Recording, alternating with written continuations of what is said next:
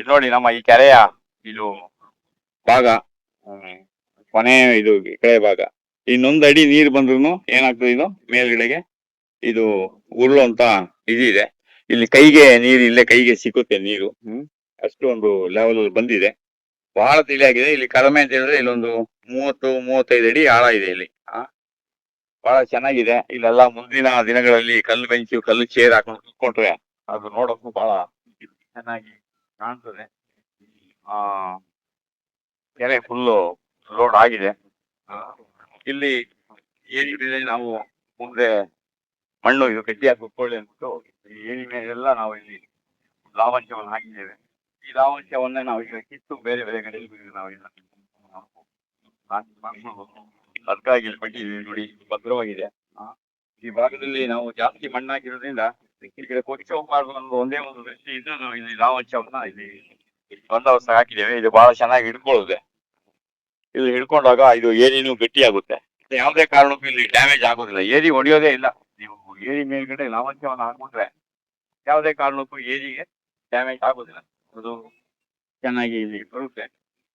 ಹಾಗೆ ಕೆಲಸದ ಸಾಮಾನುಗಳು ನನಗೆ ಹೇಳಿದ್ನಲ್ಲ, ಏನಪ್ಪಾ ನಿನ್ ಕೆಲಸ ಅಂತ ಹೇಳಿದ್ರೆ, ಅಲ್ಲಿ ಇಲ್ಲಿ ಸುತ್ತಾಡುವಾಗ ನಮ್ಮ ಕುಡ್ಲು, ಮಚ್ಚು, ಕತ್ತಿ, ಹಗ್ಗ ಇವುಗಳೆಲ್ಲ ಅಲ್ಲಿ ನಮ್ಮ ಕೆಲಸದವ್ರು ಪಾಪ ಬಿಟ್ಟಿರ್ತಾರೆ.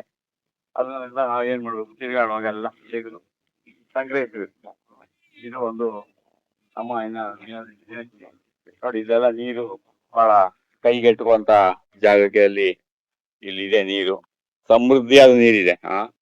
ಗುಂಡಲ್ ಡ್ಯಾಮು ನೋಡಿ ಒಂದು ಅದ್ಭುತವಾದ ಒಂದು ತೋಟ ಆಗ್ತದೆ. ಇಲ್ಲಿ ಲಾವಂಚ ಎಲ್ಲ ಬಹಳ ಚೆನ್ನಾಗಿ ಬಂದಿದೆ. ಇದೆಲ್ಲ ಇಲ್ಲಿ ಲಾವಂಚವನ್ನು ಹಾಕೊಂಡಿದೆ.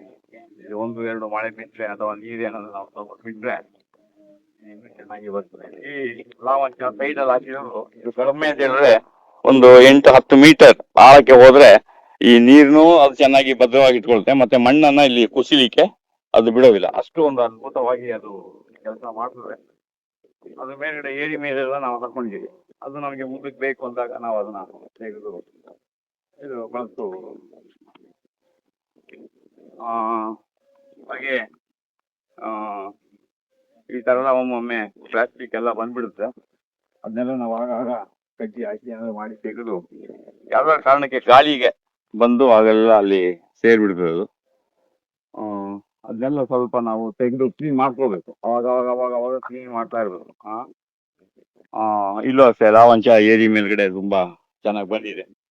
ಎಲ್ಲ ಇನ್ನು ಸ್ವಲ್ಪ ಈಗ ನೀರು ಆಯ್ತು ಕೊಟ್ರೆ ಇದಿನ್ನೂ ಚೆನ್ನಾಗಿ ಬರುತ್ತೆ.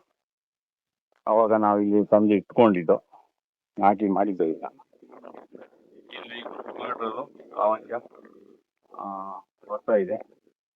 ನೀರು ನೋಡಿ ಎಷ್ಟು ಸಮೀಪದಲ್ಲಿ ಬಂದಿದೆ. ಕನಿಷ್ಠ ಇದನ್ನ ಈ ತರ ಹುಟ್ಟೋ ಸೂರ್ಯನನ್ನ ನೋಡಿದಾಗ ಕಣ್ಣಿನ ದೃಷ್ಟಿನೂ ಇಂಪ್ರೂವ್ ಆಗುತ್ತೆ. ಕಣ್ಣಿನ ದೃಷ್ಟಿ ಬಹಳ ಇಂಪ್ರೂವ್ ಆಗುತ್ತೆ. ಕಣ್ಣನ್ನ ಅದನ್ನೇ ಏಕಾಂತ ಚಿತ್ತದಿಂದ ನೋಡ್ತಾ ಇರ್ಬೇಕು. ಅದನ್ನ ನಾವು ನೋಡ್ತಾ ಇದ್ದಷ್ಟು ಕಣ್ಣಿಗೆ ಭಾರಿ ಒಳ್ಳೇದು, ಕಣ್ಣಿಗೆ ಒಳ್ಳೆ ಎಕ್ಸಸೈಸ್ ಇದು. ಬೆಳಿಗ್ಗೆ ಎದ್ದು ಸೂರ್ಯನ ನೋಡೋದು. ಕೆಲವ್ರು ಹೇಳ್ತಾರೆ, ನಿಮ್ಮ ಕೂತ್ಕೊಳ್ಳೋ ಚೇರ್ ಹಿಂದ್ಗಡೆ ಸೂರ್ಯಂದು ಫೋಟೋ ಇಟ್ಕೊಳ್ಳಿ, ಕುದುರೆದು ಫೋಟೋ ಇಟ್ಕೊಳ್ಳಿ, ಕತ್ತೆದು ಫೋಟೋ ಇಟ್ಕೊಳ್ಳಿ ಅಂತ. ಅವೆಲ್ಲ ನಮ್ಮ ಪೂರ್ವಿಕರು ಯಾಕೆ ಹೇಳಿಸೋದಂದ್ರೆ ಅವೆಲ್ಲ ಒಂದು ಸೂಚನೆ ಅಷ್ಟೇ. ನೀವು ಸೂರ್ಯನ ಚಿತ್ರ ಇಟ್ಕೊಂಡ್ಬಿಟ್ಟು, ಕತ್ತೆಯ ಚಿತ್ರವನ್ನು ಇಟ್ಕೊಂಡು, ಕುದುರೆ ಚಿತ್ರವನ್ನು ಇಟ್ಕೊಂಡಿದ ತಕ್ಷಣ ನೋಡಿದ ತಕ್ಷಣ 1 ನಿಮಿಷ ನಿಮ್ಗೆ ಮನಸ್ಸಿಗೆ ಬದಲಾಗ್ಬೋದು. ಹೌದಪ್ಪ, ನಾನು ಸೂರ್ಯನ ತರ ಪ್ರಕಾಶಮಾನ ಆಗ್ಬೇಕು, ಕತ್ತೆ ತರ ಹಾರ್ಡ್ ವರ್ಕರ್ ಆಗ್ಬೇಕು, ಆಮೇಲೆ ಕುದುರೆ ತರ ನಾನು ಓಡ್ಬೇಕು ಅಂತ. ಅದು ನಿಜವಾದ ಅರ್ಥ ಏನಪ್ಪಾ ಅಂತಂದ್ರೆ, ಸೂರ್ಯೋದಯಕ್ಕೆ ಮುಂಚೆ ಎದ್ದು ಬಿಡು ಅಂತ. ಸೂರ್ಯ ಉದಯಕ್ಕೆ ಮುಂಚೆನೆ 1 ಗಂಟೆ ಮುಂಚೆನೆ ಎದ್ದು ಬಿಡ್ಬೇಕು. ಅರ್ಧ ಕಾಯಿಲೆ ಹೋಯ್ತು ಅಂತ ಲೆಕ್ಕ. ಚಿಕ್ಕ ಮಕ್ಕಳಿಗೂ ಅಷ್ಟೇ, ನಿಮಗೂ ಅಷ್ಟೇ. ಫಸ್ಟ್ ನೀವು ಅಭ್ಯಾಸ ಮಾಡಿ, ಅದನ್ನ ನೋಡಿ ನಿಮ್ಮ ಮಕ್ಕಳು ಅಭ್ಯಾಸ ಮಾಡ್ತಾರೆ. ಆಮೇಲೆ ನೀನು ಬೆಳಗ್ಗೆ ಎದ್ದ ತಕ್ಷಣ ಕುದುರೆಯ ತರ ಓಡ್ಬೇಕು ಅಂತ. ಅಂದ್ರೆ ದೇಹದಲ್ಲಿ ಅಷ್ಟು ಚೈತನ್ಯ ಇರ್ಬೇಕು, ಮತ್ತೆ ಎಲ್ಲಾ ಕೆಲಸಗಳನ್ನು ನೀನ್ ಮಾಡ್ಕೊಳ್ಬೇಕು. ಆಮೇಲೆ ಉಳಿದ ಸಮಯದಲ್ಲಿ ಕತ್ತೆಯ ತರ ದುಡಿಬೇಕು ಅಂತ. ಅಂದ್ರೆ ಶ್ರಮ ಪಟ್ಟು ದುಡಿಬೇಕು. ಅಯ್ಯೋ, ನಾನು ಏನೋ ಕೆಲಸ ಮಾಡಬಾರ್ದು, ನಾನು ಆಫೀಸರು, ನಾನು ಅಧಿಕಾರಿ, ನನ್ನ ಹತ್ರ ಇಷ್ಟು ದುಡ್ಡಿದೆ, ಅಷ್ಟು ದುಡ್ಡಿದೆ, ಚಿಕ್ಕದಲ್ಲಿ ನಾನು ಇಷ್ಟು ಕೆಲಸ ಮಾಡ್ಬಿಟ್ಟಿದ್ದೀನಿ, ಈಗ ದೊಡ್ಡದಾದ್ಮೇಲೆ ನಾನು ಮಾಡೋ ಅವಶ್ಯಕತೆ ಇಲ್ಲ, ಅವೆಲ್ಲ ಏನಿಲ್ಲ. ಇದು ಸೂಚನೆನೇ ಅದು 3. ಸೂರ್ಯನಿಗಿಂತ ಸೂರ್ಯೋದಯಕ್ಕೆ ಮುಂಚೆ ಹೇಳೋದು, ಕುದುರೆಯ ತರ ಓಡೋದು, ಬೆಳಿಗ್ಗೆ walk best, early morning walking is best, but evening walking waste ಅಂತ ಹೇಳಿ. ಈವ್ನಿಂಗ್ ವಾಕಿಂಗ್ ದಯಮಾಡಿ ಯಾರು ಮಾಡಕ್ಕೆ ಹೋಗ್ಬೇಡಿ. ಮಾಮೂಲಿ ಎಲ್ಲೋ ಅಲ್ಲಿ ಇಲ್ಲಿ ಅಡ್ಡಾಡೋದು ಮಾಡೋದು ತಿರುಗಾಡೋದು ಮಾಡಿ. ಅದೇ ವಾಕಿಂಗ್ ಅನ್ನೋದು ಇರೋದು ಉಪಯೋಗಕ್ಕೆ ಬರೋದು ನಿಜವಾಗ್ಲೂ ಬೆಳಗ್ಗಿನ ವಾಕಿಂಗ್ಗೆ ಬಹಳ ಅದ್ಭುತ. ಆಮೇಲೆ ಸಾಯಂಕಾಲದ ವಾಕಿಂಗ್ ಅಷ್ಟು ಒಳ್ಳೇದು ಅಲ್ಲ, ಅದು ಮಾಡಕ್ಕೂ ಹೋಗ್ಬಾರ್ದು. ಏನೋ ಹೇಳ್ತಾರೆ ನಮ್ಮ ಆಯುರ್ವೇದದಲ್ಲಿ, ಉಂಡು 100 ಹೆಜ್ಜೆ ನಡೆದು ಹೊಟ್ಟೆಯನ್ನು ಎಡಬದಿಗಿಟ್ಟು ಮಲಗಿದವ ವೈದ್ಯನ ಗಂಡ ಅಂತ. ಊಟ ಮಾಡಿ ಸ್ವಲ್ಪ ಅಡ್ಡಾಡಿ, ಅಲ್ಲೇ ಸ್ವಲ್ಪ ಅಡ್ಡಾಡ್ಬೇಕು, ವಾಕು ಅಂತ ಮಾಡಕ್ ಹೋಗ್ಬೋದು, ಅಲ್ಲೇ ಸ್ವಲ್ಪ ತಿರುಗಾಡ್ಬಿಟ್ಟು ಹೊಟ್ಟೆಯನ್ನ ಲೆಫ್ಟ್ ಸೈಡ್ ಇಟ್ಕೊಂಡು ಮಲಗಬೇಕು. ಊಟ ಮಾಡಿ 1 ಗಂಟೆ 2.5 ಗಂಟೆ ಅದು ಆಗ್ಬೇಕು. ನೀವು ಊಟಕ್ಕೂ ಮಲಗೋದಕ್ಕೂ 2.5 ಗಂಟೆ ಗ್ಯಾಪ್ ಇರ್ಬೇಕು. ಮಲಗಿದವ ವೈದ್ಯನ ಗಂಡ ಅಂತ ಹೇಳಿದೆ. ಹಾಗೇನ್ ಮಾಡ್ಬೇಕು, ನೀವು ಚೆನ್ನಾಗಿ ವಾಕ್ ಮಾಡ್ಬೇಕು. ಆಮೇಲೆ ಶ್ರಮ ಪಟ್ಟು ದುಡಿಬೇಕು. ನಿಮ್ಮ ಹತ್ರ ಎಷ್ಟೇ ದುಡ್ಡಿರ್ಬೋದು, ನೀವು ಎಷ್ಟೇ ದೊಡ್ಡ ಶ್ರೀಮಂತರಾಗಿರ್ಬೋದು, ಆದ್ರೆ ನೀವು 8 ಗಂಟೆ ದುಡಿಲೇಬೇಕು. 12 ಗಂಟೆ ದುಡಿದ್ರು ಒಳ್ಳೇದೇ, ಅಟ್ಲೀಸ್ಟ್ ಒಂದು 8 ಗಂಟೆನಾದ್ರೂ ನಿಮ್ಮ ಕೆಲಸ, ನೀವು ಏನ್ ಕೆಲಸ ಮಾಡ್ತೀರಾ ಅದನ್ನೇ ಮಾಡಿ, ಪ್ರಾಮಾಣಿಕವಾಗಿ ಮಾಡಿ. ನೀವು ಕಚೇರಿಯಲ್ಲಿ ಅಧಿಕಾರಿಯಾಗಿ ಕೆಲಸ ಮಾಡ್ತಾ ಇದ್ದೀರಾ, ತಹಸೀಲ್ದಾರ್ ಆಗಿ ಕೆಲಸ ಮಾಡ್ತಾ ಇದ್ದೀರಾ, DC ಆಗಿ ಕೆಲಸ ಮಾಡ್ತಾ ಇದ್ದೀರಾ, ಮಾಡಿ, ಪರವಾಗಿಲ್ಲ. ನೀವೆಲ್ಲ ಗುದ್ಲಿ ತಗೊಂಡು ಆಗಲ್ಲ, ಸಮಯನೂ ಇಲ್ಲ. ಅದ್ರಲ್ಲಿ ನಾಚಿಕೆ ಏನಲ್ಲ. ಶನಿವಾರ ಭಾನುವಾರ ನಿಮ್ಮ ಮನೆ ಪಕ್ಕದಲ್ಲಿ ಕೈ ತೋಟ ಮಾಡಿ, ನಿಮ್ ಜಮೀನ್ಗೆ ಹೋಗಿ ಕೆಲಸ ಮಾಡಿ. ಬಾಕಿ ಇರೋರಿಗೂ ಭಾರಿ ಖುಷಿ ಆಗ್ತದೆ. ಏನಪ್ಪಾ, ಅವರು DC ಆಗಿದ್ರು ತಹಸೀಲ್ದಾರ್ ಆಗಿದ್ರು ಬಂದು ಜಮೀನಲ್ಲಿ ತಂದೆ ತಾಯಿ ಜೊತೆ ಕೆಲಸ ಮಾಡ್ತಾರಲ್ಲ ಅಂದಾಗ ಅದೊಂದು ಎಲ್ಲರಿಗೂ ಪ್ರೇರಣೆ ಆಗ್ತದೆ. ಆ ತರ ಮಾಡಿ. ಮತ್ತೆ ಕಚೇರಿಗೆ ಬಂದವ್ರಿಗೂ ಅಷ್ಟೇ, ಅವ್ರು ಕಚೇರಿಗೆ ಬಂದವ್ರಿಗೆ ಆ ಕೆಲಸವನ್ನ ಬಹಳ ಪ್ರೀತಿಯಿಂದ ಮಾಡ್ಕೊಡಿ. ಭಗವಂತ ನನಗಿಂತ ಒಂದು ಒಳ್ಳೆ ಸ್ಥಾನ ಕೊಟ್ಟಿದ್ಯಾ, ಸರ್ಕಾರಿ ನೌಕರಿ ಕೊಟ್ಟಿದ್ಯಾ, ನನಗೊಂದು ಒಳ್ಳೆ ಸ್ಥಾನದಲ್ಲಿ ಇದ್ದೀನಿ, ನನ್ನ ಹತ್ರ 100 ಜನ ಬರ್ತಾ ಇದ್ದಾರೆ, ಅವ್ರ ಕಷ್ಟವನ್ನ ಹೇಳ್ಕೊಡ್ತಾ ಇದ್ದಾರೆ ಅಂತ ಹೇಳ್ಬಿಟ್ಟು ಅವ್ರ ಕೆಲಸವನ್ನ ಪ್ರೀತಿಯಿಂದ ಮಾಡ್ಕೊಡಿ. ಏನನ್ನು ನಿರೀಕ್ಷೆ ಮಾಡಬೇಡಿ.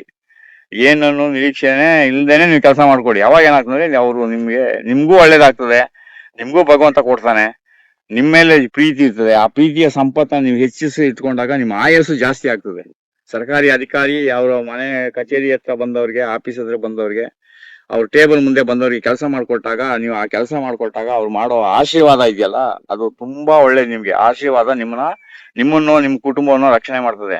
ಅದ್ರ ಬದಲು ನೀವೇನಾದ್ರೂ ಬೇಡದ ರೀತಿಯಲ್ಲಿ ಹಣ ಎಲ್ಲ ಸಂಪಾದನೆ ಮಾಡಿ ಇಟ್ಕೊಂಡ್ರೆ ಅದು ನಿಮ್ಗೊಂದು ಶಾಪವಾಗಿ, ಅದು ತುಂಬಾ ಬ್ಯಾಡ್ ವೈಬ್ರೇಷನ್ ಬರ್ತದೆ. ಅದರಿಂದ ಮೈಯೆಲ್ಲಾ ಕಾಯಿಲೆ ಬರ್ತದೆ. ಮನೆಯಲ್ಲಿ ಮಕ್ಳಿಗೆ ನೆಮ್ಮದಿ ಇರೋದಿಲ್ಲ, ಹೆಂಡತಿ ಮಕ್ಳಿಗೆ ಪ್ರೀತಿ ಸಿಕ್ಕೋದಿಲ್ಲ. ಆಮೇಲೆ ಎಲ್ಲಾ ತರದ ಕಷ್ಟಪಟ್ಟು ನೀವು, ನಾನು ಯಾಕಪ್ಪ ಇಷ್ಟೆಲ್ಲ ಪಾಪದ ಕೆಲಸ ಮಾಡಿ ಇಷ್ಟೆಲ್ಲ ಸಂಪತ್ತು ಇಟ್ಕೊಂಡೆ, ಇದನ್ನ ತಿನ್ನೋಕ್ಕೂ ಜನ ಇಲ್ಲ, ನೋಡೋಕ್ಕೂ ಜನ ಇಲ್ಲ, ನನಗೂ ತಿನ್ನಕ್ ಆಗ್ತಾ ಇಲ್ಲ ಅಂತ ಹೇಳಿ ಪಶ್ಚಾತ್ತಾಪ ಪಡುವಂತ ದಿನ ಬರ್ತದೆ. ಅದರಿಂದ ನಿಮ್ಗೆ ನಾನು ಹೇಳ್ದಂಗೆ ಹೇಳ್ತಾ ಇದ್ದೀನಿ, ನೀವು ದಯಮಾಡಿ ನಿಮ್ಮ ಮುಂದೆ ಬಂದು ಯಾರಾದ್ರೂ ಕಷ್ಟ ಅಂತ ಬಂದಾಗ, ಅವ್ರದ್ದು ಏನೋ ಒಂದು ಸಮಸ್ಯೆ ಅಂತ ಬಂದಾಗ ಅವರ ಕೆಲಸವನ್ನ ಪ್ರಾಮಾಣಿಕವಾಗಿ ಮಾಡ್ಕೊಡಿ. ಅದರಿಂದ ನಿಮ್ಗೆ ದೇವ್ರು ಒಳ್ಳೇದು ಮಾಡ್ತಾನೆ. ಅದು ಖಂಡಿತ ನಿಮ್ಮನ್ನ ರಕ್ಷಣೆ ಮಾಡ್ತದೆ. ಆಮೇಲೆ ಯಾರೂ ಕೂಡ ಅಷ್ಟೇ ತಮ್ಮ ಕೆಲಸ ಕಾರ್ಯದಲ್ಲಿ ಮಾಡುವಾಗ ರಾಜಕೀಯ ಪಕ್ಷ ಬೆಂಬಲ ಎಲ್ಲ ಇಟ್ಕೊಂಡು ಕೆಲಸ ಮಾಡಕ್ ಹೋಗ್ಬೇಡಿ. ಇವತ್ತು ಮಾತ್ರ ಚೆನ್ನಾಗಿ ನಡಿಬಹುದು, ಆದ್ರೆ ನಾಳೆಗೆ ಅದು ತುಂಬಾ ಪಾಪ ಆಗ್ತದೆ. ನಿಮ್ಗೆ ಆ ಹೊರೆನ ನೀವು ಹೊರಕ್ ಆಗೋದಿಲ್ಲ. ನಾವೇ ನಮ್ ಕಣ್ಣಾರ ನೋಡಿದೀವಿ, ರಾಜಕೀಯ ಸಪೋರ್ಟ್ ತಗೊಂಡು ಅಲ್ಲಿ ಇಲ್ಲಿ ಒಳ್ಳೊಳ್ಳೆ ಜಾಗದಲ್ಲಿ ಅಧಿಕಾರ ಮಾಡಿ, ತಮಗೂ ತಮ್ಮ ಮಕ್ಳಿಗೂ ಎಲ್ಲರಿಗೂ ಒಂದು ಒಳ್ಳೊಳ್ಳೆ ಪೋಸ್ಟ್ ಅನ್ನ ಕೊಟ್ಕೊಂಡು 10-20 ವರ್ಷ ಆದ್ಮೇಲೆ ಅವ್ರ ಕುಟುಂಬದ ಸ್ಥಿತಿಯನ್ನ ನೆನೆಸ್ಕೊಂಡ್ರೆ ಅವ್ರು ಯಾರು ಒಟ್ಟಿಗೆ ಇರೋದಿಲ್ಲ, ನೆಮ್ಮದಿ ಇರೋದಿಲ್ಲ, ಅಶಾಂತಿ ಇದೆಲ್ಲ ಆಗ್ತದೆ. ಅದರಿಂದ ಇವೆಲ್ಲ ಪ್ರಕೃತಿಗೆ ವಿರುದ್ಧವಾದ ಕೆಲಸಗಳು. ತಮಗೆ ಅರ್ಹತೆ ಇಲ್ಲದಿದ್ರು, ಯೋಗ್ಯತೆ ಇಲ್ಲದಿದ್ರು, ಅದನ್ನ ಯಾವ್ದೋ ರಾಜಕೀಯ ಸಪೋರ್ಟ್ ಇಂದ ಆ ಜಾಗಕ್ಕೆ ಹೋಗಿ ಅಲ್ಲಿ ಏನಾದ್ರು ಸಂಪಾದನೆ ಮಾಡಿ ದುಡಿದ್ರೆ ಅವೆಲ್ಲವೂ ನಿಮ್ಗೆ ಸರ್ವನಾಶ ಆಗ್ತದೆ. ಅದರಿಂದ ನಿಮ್ಗೆ ಎಷ್ಟು ಶಕ್ತಿ ಇದೆ, ನಿಮ್ಗೆ ಎಷ್ಟು ಸಾಮರ್ಥ್ಯ ಇದೆ, ಎಷ್ಟು ಜನರಿಗೆ ಸೇವೆ ಮಾಡಕ್ಕಾಗ್ತದೆ ಅಷ್ಟು ಸೇವೆ ಮಾಡಿ. ಒಬ್ಬರನ್ನ ಎಳೆದು ಬಿಟ್ಟು ನೀವು ಮೇಲ್ಗಡೆ ಹೋಗಿ ಪ್ರಮೋಷನ್ ತಗೊಂಡು ಕೂತ್ಕೊಳ್ಳೋದು ಅಥವಾ ಒಂದು ಒಳ್ಳೆ ಪೋಸ್ಟ್ಗೆ ಪ್ರಯತ್ನ ಪಡೋದು ಇವೆಲ್ಲವೂ ಒಳ್ಳೆಯ ಲಕ್ಷಣಗಳಲ್ಲ. ಅದರಿಂದ ಬೇರೆಯವ್ರಿಗೆ ಎಷ್ಟು ಆಗ್ತದೋ ಗೊತ್ತಿಲ್ಲ, ನಿಮ್ಗಂತೂ ಒಳ್ಳೇದಾಗೋದಿಲ್ಲ. ಅದರಿಂದ ಸಮಯ ಯಾವಾಗ ಸಿಗ್ತದೆ, ಆಫ್ಟರ್ ಯು ಅಂತ ಎಲ್ಲೋ ಒಂದ್ ಕಡೆ ಹೋಗ್ತಾ ಇರ್ತಾರೆ, ಯಾರೋ ಒಬ್ರು ಅಡ್ಡ ಬರ್ತಾರೆ, ನೀವೇ ಮುಂದಕ್ಕೆ ಹೋಗ್ಬೇಡಿ. ಆಫ್ಟರ್ ಯು ಅಂದ್ರೆ ನೀನಾದ್ಮೇಲೆ ನಾನು ಅಂದ್ಬಿಟ್ಟು. ನೋಡಿ, ನೆನ್ನೆ ಬಿಟ್ಟಿದ್ದು ಮೀನುಗಳೆಲ್ಲ ಈಗ ಅಲ್ಲಿ ಓಡಾಡ್ತಾ ಇದೆ. ಈಗ ಅದಕ್ಕೆ ನಾವು ಮೇವನ್ನ ಹಾಕ್ತೇವೆ.